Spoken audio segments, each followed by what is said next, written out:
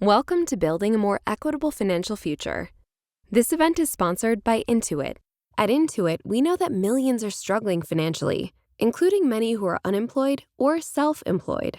So, we're offering financial guidance to help you understand your options, guidance to help navigate unemployment benefits, information on the CARES Act, and benefits for those who are self-employed, and resources to help you understand what benefits you may qualify for and for how long. Because we want to help you move your finances forward. Get financial guidance at intuit.com/financial tips. Hi, everyone. Hi, Bola. Hi, Sallie. Hi, Jessica. Nice to see your faces. It's been a long time since I've seen a face. So everyone who's tuning in, thank you so much for being with us today. I'm Jessica Bennett, editor-at-large at the New York Times, and I am pleased to be joined by Sallie Krawcheck, co-founder and CEO of Ellevest, a firm focused on closing the gender investment gap, and Bola Sokunbi, the founder and CEO of Clever Girl Finance, which is a personal finance platform for women. Unfortunately, Alicia Garza had something come up at the last minute. She won't be able to join us today, but I am excited to speak with the two of you. Quick housekeeping for those tuning in. We would love to hear questions for our panelists. There's a Q&A feature at the bottom of your Zoom. You can type them right in there. I'll be monitoring it as we go, and we will get to your questions. So Sallie, Bola, thank you. Let's just dive right in. So this is about building a more equitable financial future. It keeps being said that in this pandemic, we are seeing inequities that always existed underneath the surface really brought to the fore, and a light has been shined on them. That almost feels like an understatement in many ways when it comes to economics and finance. Sallie, could we start with you? Could you give us a sort of lay of the land of what we are seeing and what's happening right now? Yeah, so Jess, thanks for having me and having me be here. It's a pleasure to unfortunately talk about a pretty depressing topic. Which are these wealth inequities, which are in turn power inequities when you're in a capitalist society. These things go together. And if you back up, there's so much talk about the gender, when our goal at Ellevest is to get more money in the hands of women. And there's so much talk about the gender pay gap. And absolutely that matters, that 82 cents to a man's dollar, slowly moving in the right direction, decades away from closing for white women, 100 plus years for Black women, 200 plus years for Latinx women, at least sort of moving in the right direction. What we pay less attention to is the gender wealth gap, which is 32 cents to a man's dollar. And it's been pre-pandemic moving in the wrong direction. And that's a penny to a white man's dollar for Black women. There's a lot in between here and there. Some of it is women spend less time in the workforce, but some of it too is that we invest less than men do. We have more debt than men do. We haven't bought as much real estate as men have. This is where Ellevest operates, in between that gender pay gap and the gender wealth gap. And unfortunately, what happens is, if we were moving somewhat backwards pre-pandemic, we're moving more quickly backward during the pandemic, during what has been called a she-cession, where women are losing their jobs at a greater rate than men are, where women are a greater share of essential workers than men are, so are risking their lives to a greater rate, and where women who are privileged enough to work from home are losing productivity, while men are gaining productivity. So we sit here at this moment where it's been tough, it's getting worse. The slight good news is people are recognizing this, to your point, that we did an Ellevest survey of women around money, and the number one thing they're feeling, the number one thing they noticed is, you know what? This is bad, and it's getting worse. It's depressing. Mm-hmm. And I don't love the term she-cession. For those just tuning in, I know some people have tuned in a little bit late. We are here, we're talking about building a more equitable financial future with Sallie Krawcheck, co-founder and CEO of Ellevest, which is focused on closing the gender investment gap, and Bola Sokunbi, founder and CEO of Clever Girl Finance. So Bola, you run a personal finance firm in which thousands of women are looking to you and chatting with you and talking with you daily, receiving guidance, looking for advice. You also, as we discussed before this call started, are running a business from home with two 6-year-old twins and dealing with the balance that comes with that. What are you hearing from your community members about how they are faring? Yeah, so thank you so much for having me. And, within the Clever Girl Finance community, we're hearing a lot of worry and stress and just concern about how long this could potentially last, which we don't know, and how they can navigate through financial difficulties. So the bulk of our audience is made up of Black and Brown women. These are women who, many of whom are sole household earners or breadwinners, single mothers, and they're trying to navigate this situation as well as, continue to manage their finances as best as they can. And they're feeling a lot of stress and worry about navigating through financial difficulty, job losses, reduction in income, balancing homeschooling with children. And on top of that, the burden of this amplification of the racial and social injustices that have been going on. Just thinking about it, I have a Black husband, I have a Black son that I worry about constantly, and just really trying to figure out how to get through this season, how to have those difficult conversations with their children, and just at the same time try to remain optimistic despite everything that's going on. You mentioned the amplification of issues facing Black and Brown women in particular. For both of you, I think, even when I was prepping for this panel, it didn't naturally come to mind that when you talk about financial wealth in this country, you're actually also talking about racial inequality and gender bias. These things are entirely intersecting. Could you help walk us through how we should think about this? Because it feels like in everything from generational wealth to even getting a PPP loan, this is actually very much about racial inequality and gender bias. Bola, do you want to start and then I'll go in? Yes, absolutely. The two are very much intertwined. You cannot talk about financial wellness in America and not talk about race. Just starting with the PPP loan, there were studies that have been done that showcase, the average Black or Brown business owner is least likely to get access to the PPP loan because of financial literacy, lack of financial literacy, not having those banking relationships, and just not knowing where to start in terms of applying for these loans. And I've seen that in the Clever Girl Finance community where they just didn't have the information to get on top of, the rush list to apply to get a loan. They didn't have the banking relationships. They didn't know where to go to make the application. So that's one aspect of it. And then when you just think about, like you said, generationally, right? In fact, most Black and Brown people did not, grow up at the dinner table talking about finances, talking about, investing. These are people who are, for many, the first to do a lot of things, first to graduate college, first to open businesses, first to earn, an income. So despite the, the depressing stats around the gender wage gap, for a lot of Black and Brown women, we are earning more than our grandmothers, we're earning more than our mothers, right? But at the same time, there's still that really wide gap by virtue of race. When you think about historically all the things that have contributed to why that racial gap exists, which is an entirely whole different conversation, but from slavery to segregation to all the other things that have impacted that, these are things that have held the minority demographic back when you think about it.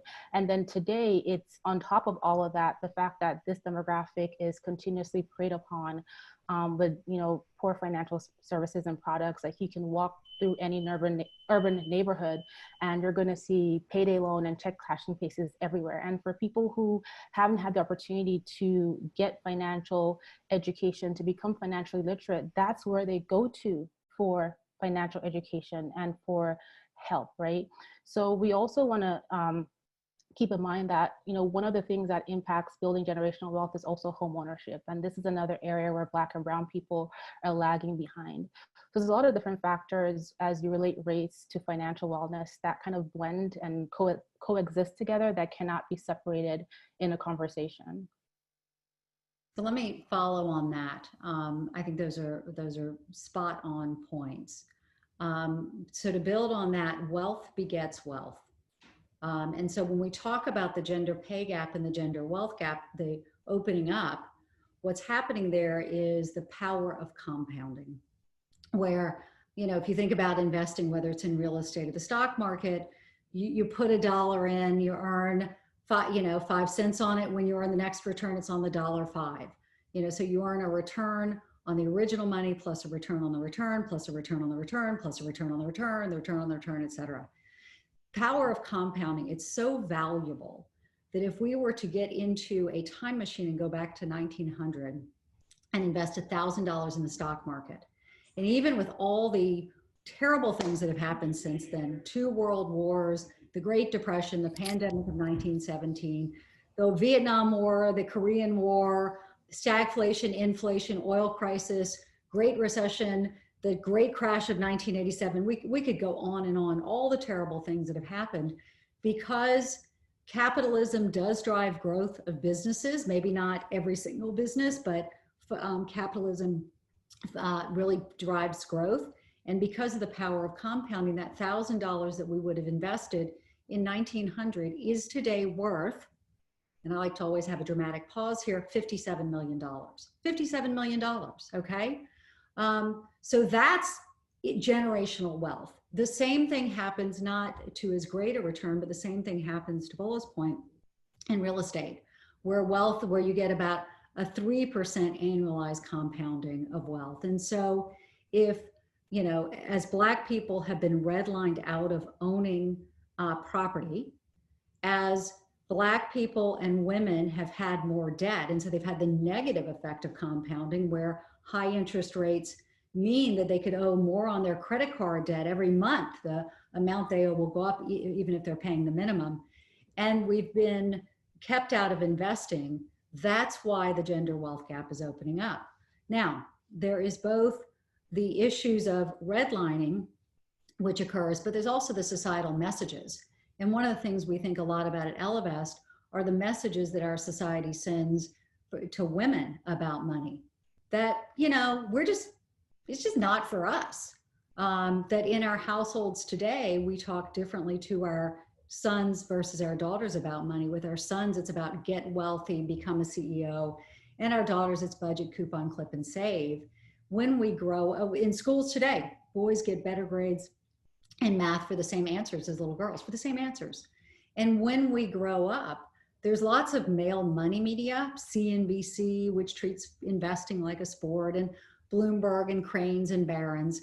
And there's really nothing for women, except when the women's sites tend to publish publish stuff for women about money. It can be patronizing. What's your money type?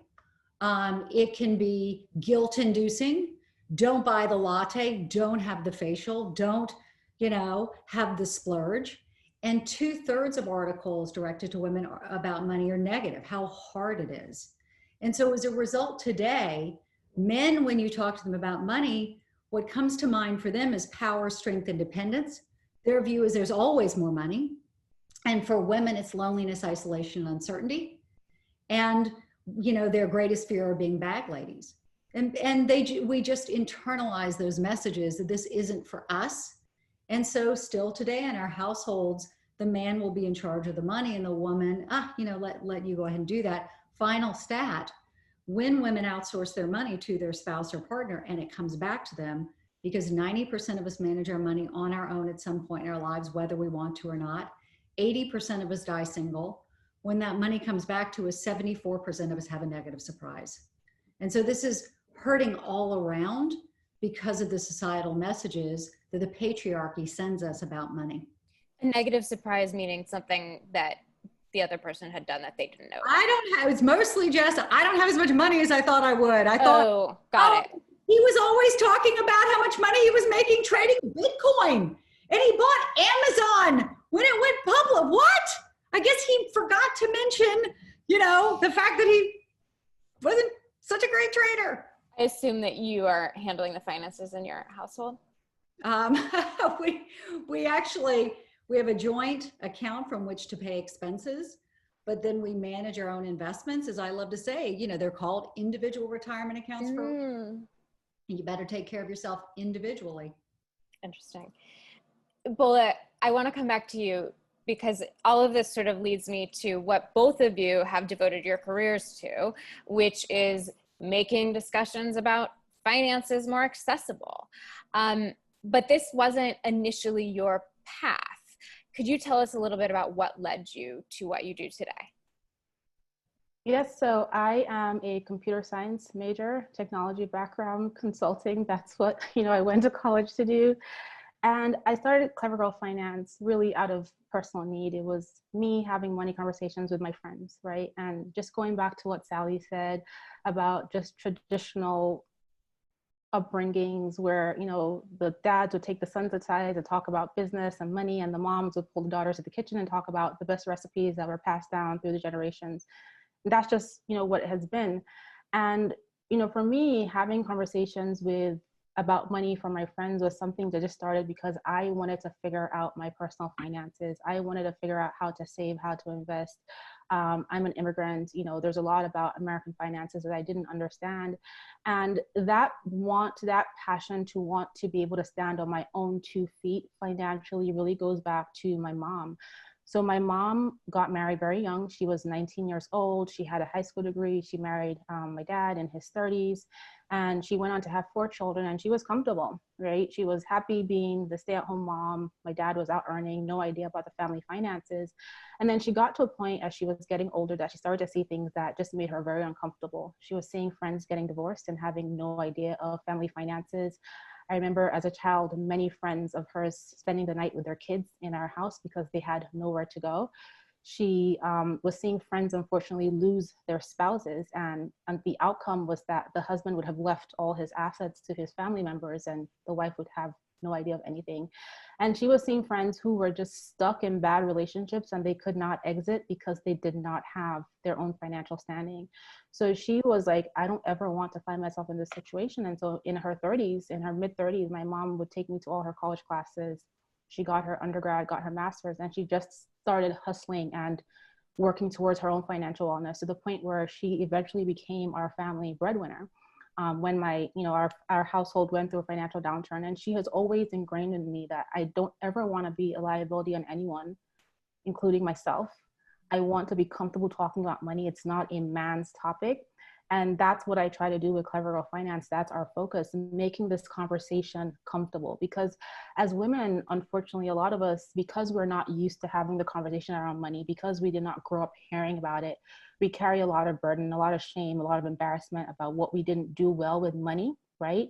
And there's also that, oh, I don't want my friends to know how bad I am with money. We keep telling ourselves that we're bad with money, whereas we're not. We just need the opportunity to learn, and we need to be empowered with information, right? Because we talk about everything. With your girlfriends, you talk about dating, sex, babies, reality TV, everything. But that money thing is just that one topic that's just sort of off limits. And it's about changing that narrative and making it a comfortable topic. And even if it's making it fun and approachable and light, right? But we have to talk about money. Let me scoot in here and add a couple of thoughts, because I agree completely with everything you've said. So you're right. We would prefer to talk about literally any topic rather than money. Certainly sex. Isn't it interesting as a society, that you'll start seeing someone and have sex way before you talk about money. We also prefer to talk about our own death rather than money. It wouldn't be unusual, death, cremated or buried. But for women, there is no amount of money that she makes that she's not embarrassed about.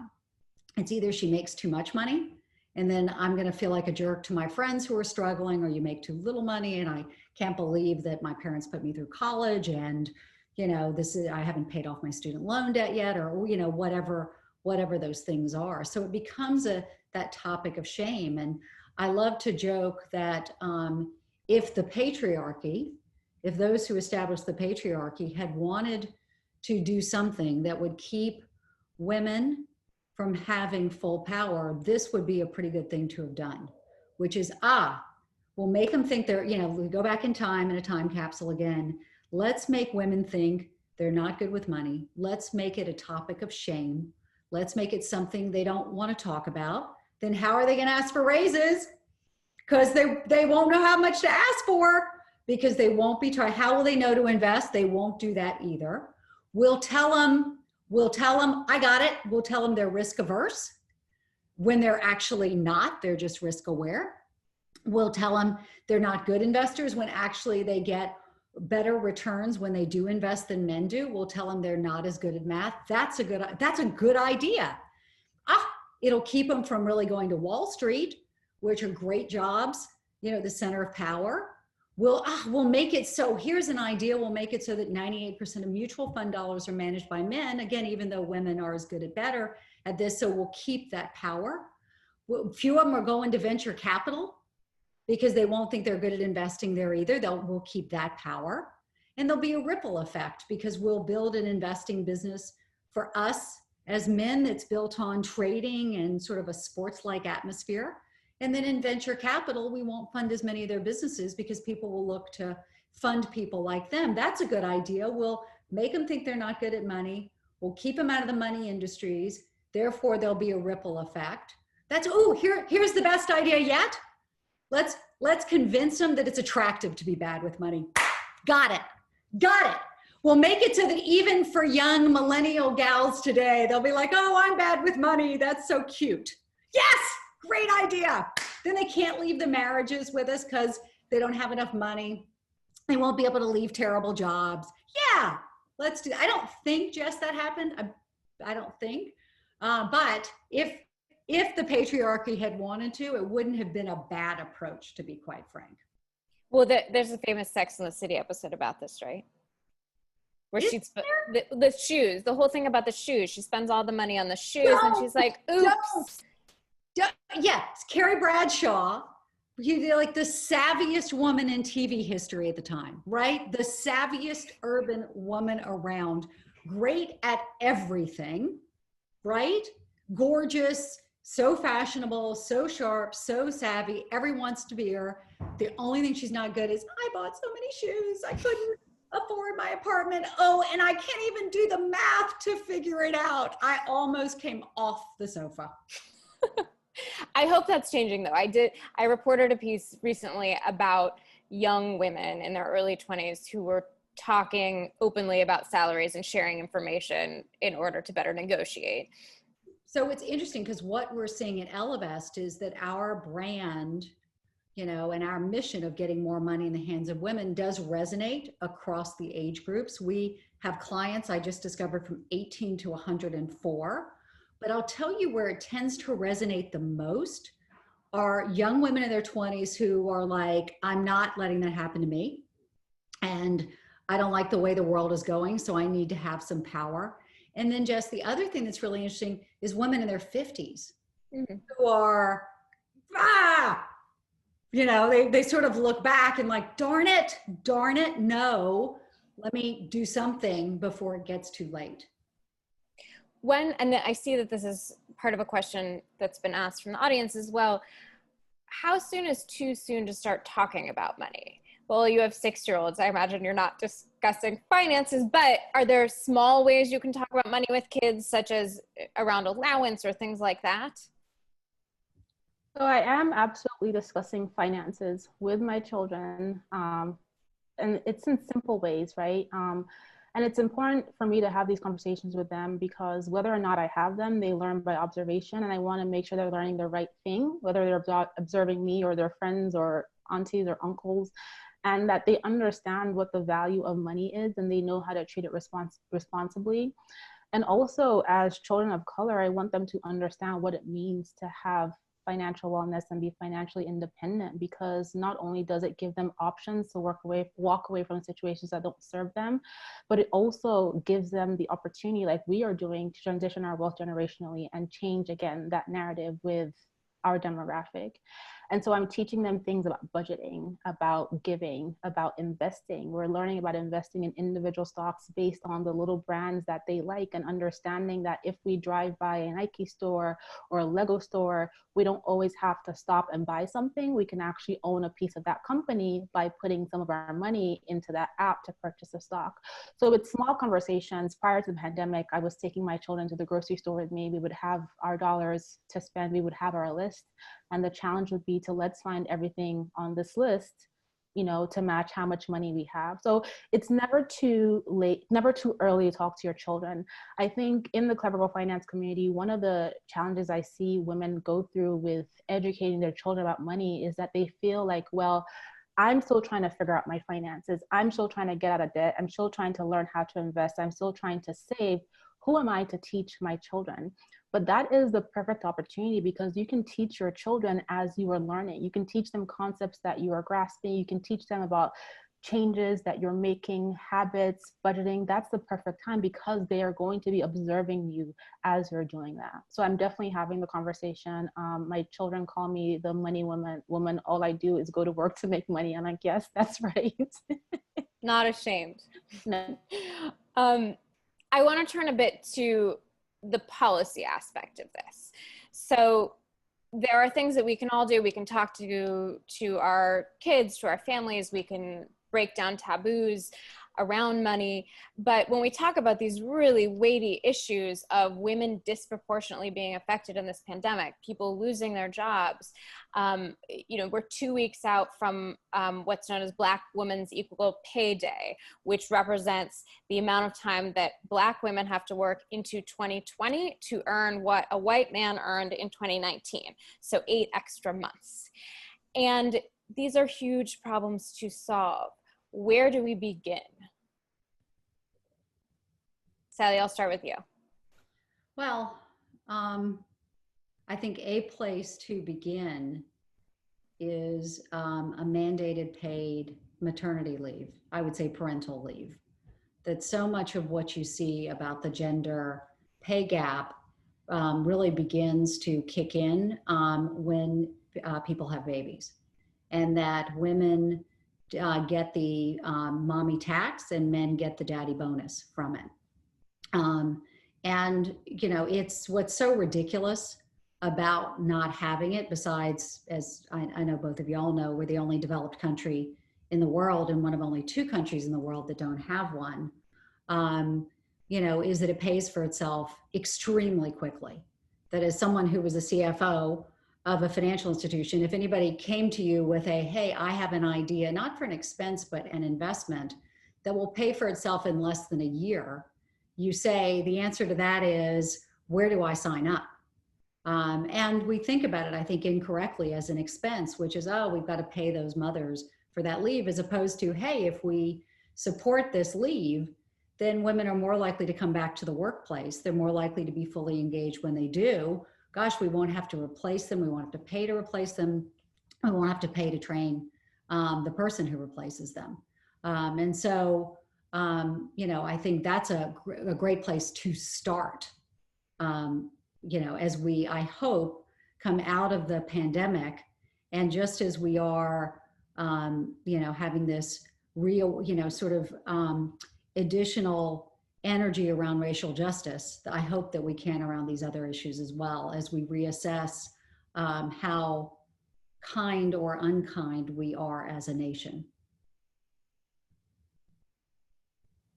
Bola, is there anything you want to add?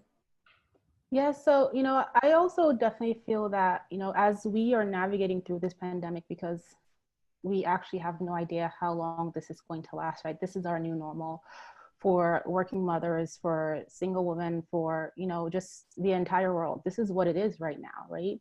And I think there has to be a sense of corporate responsibility to create policies that can accommodate the various scenarios that women are finding themselves in right now. So like you mentioned earlier, I'm a mother of 2. My husband is barely home, but I do have the support of my spouse when he is home.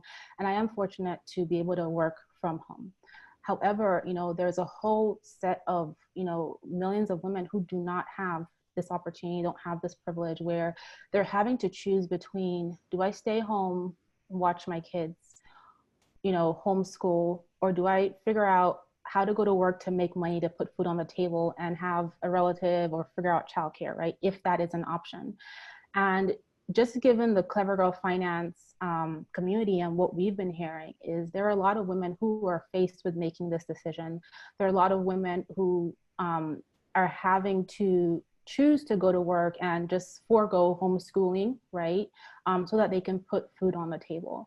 And there's a lot of women who are complaining constantly about the fact that there are not any accommodating policies as it relates to them working from home, or, you know, the timeframes around it in which they need to deliver you know, their projects and their deadlines. And just like Sallie mentioned earlier, the impact to their productivity as a result of what's going on.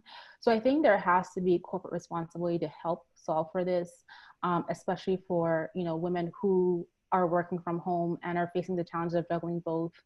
I think that as it relates to, you know, just government support to establishing homeschooling structures, which I know many schools are working on, but, you know, just given my county and a lot of other counties that my friends have kids in, they're being impacted from being able to establish proper structures as a result of budget, right? Having those things in place to support these working moms can definitely be helpful, because at the end of the day, this is the new normal, right?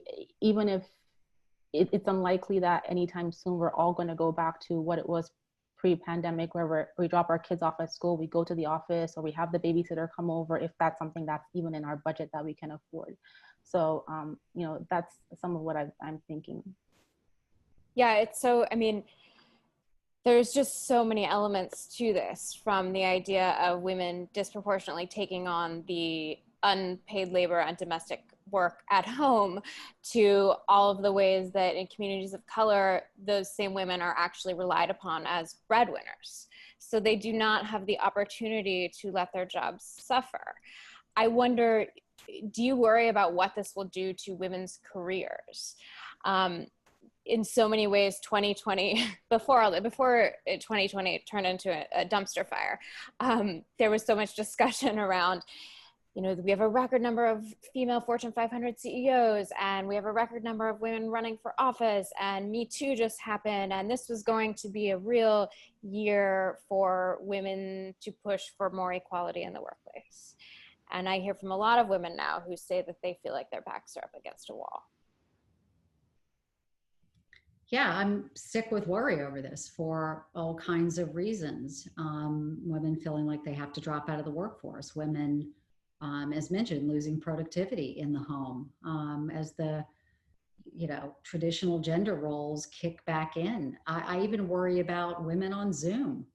You hear just, it's hard to, you know, break in and get the comment in and feel heard. And I can't tell you the number of young women I've spoken to about this Zoom issue of how do I don't feel like I can interrupt, and I can't catch my boss's eye. I mean, I even had the other day, I was trying to catch someone's eye in a meeting. I couldn't catch the eye. I couldn't get it. Right. And how do you catch an eye? How do you, you know, sort of get your hand raised? And so I haven't seen it yet, Jess, but I'm sure there'll be some piece of research that shows that women used to speak X% in meetings, and now they're speaking X% minus in them because of it. Look, I'm, you know, I guess, you know, we're supposed to find a glimmer of hope here. So maybe the glimmer of hope is that we are seeing in our research in our community that women are recognizing that nobody's coming to save them. It's just, you know, they feel real disappointment in the institutions and companies that, you know, that they do business with, that they support, that their taxes support, and a recognition of, you know, this just isn't right. And so we're seeing among women, particularly among women who, you know, are making less than $50,000 or $75,000 a year, just I have got to take control. I've got to build my emergency fund. You know, I can't count on the external support. So, you know, perhaps that's it. Perhaps, you know, the anger we're seeing among women that could be igniting. You know, maybe we'll look back and say it ignited and that was the good thing, because I don't know, I wasn't that hopeful about 2020 before this. You know, I just sort of felt like, oh, it's the next piece of research about the power of diversity that's going to do it. And like, how many, you know, how many encyclopedias worth on the power of research do we have to, do we actually have to have before it was going to work? It wasn't. We have about, oh, sorry, Bola, go ahead. I was just going to add on to what Sallie said. You know, I think even prior to the pandemic, there was already the issue that women faced, especially after having a baby, in terms of being able to work and advance their careers, right? Specifically, when you start to, depending on your income level, you start to compare the cost of childcare to what you're actually earning, and does it make sense for you to go back to work even if you want to? So I would just go back to my point saying that, yes, we do need policies in place, but we do need, that corporate responsibility, because corporations are able to make change quicker and put these into effect within their establishments faster, in terms of what kind of childcare support can we give to these mothers who have to be in the office to work? What kind of flexibility in terms of work schedules can we offer, and not just speaking about it, right? And not comparing them to their male counterparts, but actual real flexible working schedules that they can create around their children that can allow them to continue to be productive. I think that's really, really important. We have about 10 minutes and I want to get to a few audience questions. I'm going to do them as a lightning round. So I'll ask, and if each of you could give your quick answers. This is my favorite part, typically. Favorite book to recommend on the subject of finances? Sallie. I think you should go over to the Ellevest website, to the magazine that's there, because it's books and books worth of investment and financial, insights and advice targeted to women. Bola. I'm just going to promote my own book, Clever Girl Finance. I love it. You gotta do the self-plug. Okay. One thing men can do as allies to help close the gender wage gap. Sallie. Pay women more. Bola. I agree. And bring the conversation to the table when you're all there as a group of men, and talk about how you plan to pay women more. What if you're not in the position to be paying a woman? You can still use your voice and be an advocate, be an ally to the cause. This one's tricky, but I'm going to give it to you. Script to discuss money with someone you're currently dating. Sallie. I always find wine is helpful and morning is helpful. So, hey, we're seeing each other on Thursday. I'd love to, start to talk about the sticky topic of money, and, start from aspirations and goals as opposed to dollars and cents. My dream in life is to travel around the world and work from there to money. I would agree. When I was dating before I got married, I would always ask, what are your 5-year goals? And I married the guy who had the ambition and the wisdom to have a plan for his finances. If you could create a nonprofit to close economic gender gaps, what would it do? So you're both kind of doing this in your own ways. And let's say money was, even though this is about financial hardship, money was not an object, what would it do? For me, it would be financial literacy in disadvantaged communities, because that's the foundation to closing that racial wealth gap. And that's the beginning of establishing generational wealth. And that's something that's so, so important to me. Yeah, no, look, I think we're both doing it in just our lives, that, I am completely, consumed by getting more money in the hands of women. If I could do anything, I mentioned earlier the mandated paid parental leave.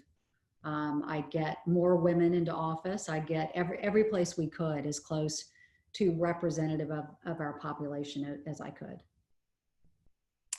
How can we teach financial literacy early on? Have either of you considered creating a teaching guide? And I think related to this is another question about the best place to start learning about investing. Yeah, look, it needs to, there's so much about our public education system that needs to change, to state the blindingly obvious. And one of them is bringing personal finance into the curriculum early and often. I personally would give up trig for it. I can now state, and I've had a career in finance my whole life, or my whole adult life. I have never used trig for anything. So give up trig, but to bring it in there. And then I think on us in the home, I do think there's a lot of attention to what you teach. I think it's also really important what you show. what is demonstrated in the home, that the mom is fully involved and investing and doing the higher order finance stuff as well as the budgeting and planning. So in terms of, the resources, the entire Clever Finance is a resource for financial literacy. We have free courses, our social content, all the content we have is solely focused on financial education and empowering women to do well. But it's also important that as we learn, we start to teach our children, right? And also have a conversation in our community. So not just our children, but our parents and our neighbors and our leaders, and start making that conversation around money normal. So there are, tons of resources available in our community, outside of our community, that is helping to further this. Do you think there's hope for paid family leave and affordable childcare at the federal level? This is something that keeps being raised in the context of what women are having to balance now. And I think there's bipartisan support for it. Unfortunately, it's been a bit like gun control, that people want it, but we haven't been able to get it through. So I think what matters is what happens in the ballot box in November. I agree. I also think it's, a lot of it is tied to the people in position of power to get it through, which is your white male for the most part. And I think going back to the question around how can men contribute, how can they participate, is making themselves allies and furthering the resolution of these issues that are impacting women at this scale. We have just a couple more minutes. Bola, I've heard you say in the past, you've given 3 steps toward thinking about what you can do about your financial future right now. And for so many people, I think they feel really desperate right now. So what is your advice for something that women can do today? So today, for anyone who's feeling desperate, financial difficulty is something that millions of Americans are feeling. Women who have lost their jobs.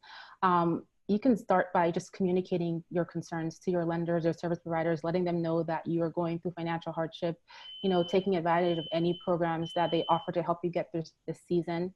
You can also plan, right? Despite what's going on, you can create a plan that's within your power. You can create a plan to save, to pay off debt when you get back on your feet, to start investing. And thirdly, it's important that you start to educate yourself, because the more you know, the better, the easier it is, and the more informed you are to make the right decisions around saving, investing, paying off debt. So those are the 3 tips I would give anyone right now. Sallie, any last thoughts to add? Control what you can control for the time being. What you can control right now is where your expenses, where you're spending money, how much you can shift from that into saving and into investing. And then, as we get onto the other side of it, looking to earn more, optimize more. But there are steps you can take today. Sallie, Bola, thank you so much. These are, not particularly hopeful topics, but I appreciate how you are able to balance practical advice with the reality. So thank you so much for being with us today. And for those tuning in, we appreciate you asking questions. We appreciate you tuning in. We appreciate your subscriptions. We couldn't do that. We couldn't do these events without that. We couldn't do journalism without that. And this is part of a series of virtual events from the Times. And if you're interested in more, tonight at 5 p.m. Eastern, you can hear a discussion about jobs from former Labor Secretary Robert Reich and the head of the National Domestic Workers Alliance, Ai-jen Poo. You can also learn more and hear more about our events at timesevents.nytimes.com. Bola and Sallie, thank you. Thank you.